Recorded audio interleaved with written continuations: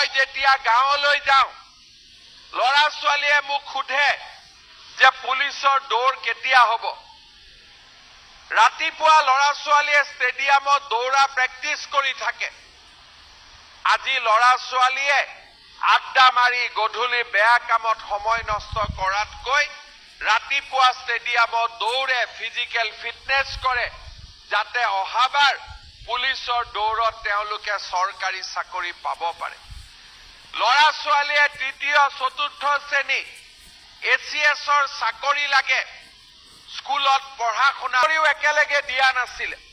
10,000 20,000 চাকৰি নহয়, আমি 1 লাখ চৰকাৰী চাকৰি। বহুতে কৈছিল কেছ হ'ব, টকা নাই, চৰকাৰে ক'ৰ পৰা দৰমহা দিব। কিন্তু আজি আপোনালোকে চাওক যে চৰকাৰ হোৱাৰ 2 বছৰৰ ভিতৰতে আমি 97,000 ল'ৰা ছোৱালীক আজি আমি চৰকাৰী চাকৰি দিলো। আৰু চাকৰি দিয়াই নহয়, চাকৰিৰ লগত থকা দালালৰ বজাৰখনো আমি একেবাৰে শেষ কৰি পেলালো। এতিয়া আৰু অসমত দালালে চাকৰি দিব নোৱাৰে।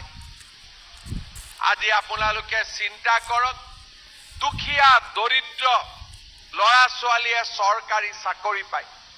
মই যেতিয়া গাঁৱলৈ যাওঁ ল'ৰা ছোৱালীয়ে মোক সোধে যে পুলিচৰ দৌৰ কেতিয়া হ'ব। ৰাতিপুৱা ল'ৰা ছোৱালীয়ে ষ্টেডিয়ামত দৌৰা প্ৰেক্টিছ কৰি থাকে।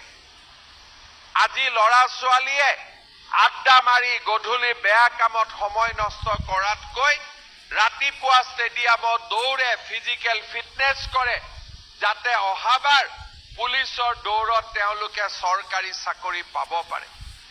লৰা ছোৱালীয়ে তৃতীয় চতুৰ্থ শ্ৰেণী ACSৰ চাকৰি লাগে।